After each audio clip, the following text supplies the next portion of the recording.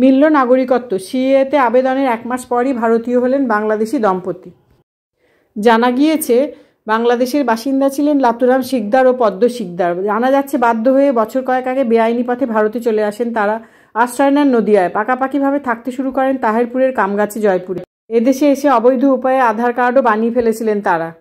সম্প্রতি রাজ্যে চালু হয়েছে এসআইআর, ভোটার লিস্টে বাছাইয়ের কাজ চলছে পুরোদমে। কমিশনের তথ্য অনুযায়ী 2002 সালে ভোটার লিস্টে যদি নিজের বা পরিবারের কারো নাম না থাকে তাহলে সমস্যায় পড়তে হতে পারে। অনেকেই দেশ ছাড়া হওয়ার ভয় পাচ্ছেন। 2002 সালের তালিকায় স্বাভাবিকভাবেই নাম নেই লতুরাম ও পদ্মদেবীর। সেই কারণেই কেন্দ্রের নির্দেশ মেনে সিএএর আবেদন করেন তারা।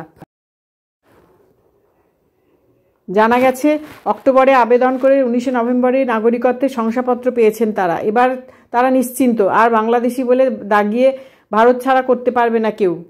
এ প্রসঙ্গে লাতুরাম বলেন, অত্যাচারে বাধ্য হয়ে এক কাপড়ে চলে এসেছি, এদেশেই বড় হয়েছি। এসআইআরে কী হবে চিন্তা ছিল, কিন্তু কেন্দ্রীয় সরকার কথা রেখেছে।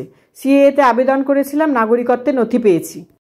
আতঙ্কিত হওয়ার কিছু নেই। এই দুই দম্পতি নাগরিকত্ব পেয়েছেন। আগামী দিনে যারা আবেদন করবেন তারাও নাগরিকত্ব পাবেন। এসআইআরে নাম না থাকলে সঠিক উপায়ে সিএএ আবেদন করুন এবং সঠিক পরিচয়পত্র দিয়ে ভারতীয় নাগরিকত্ব পান। মেরা ভারত মহান।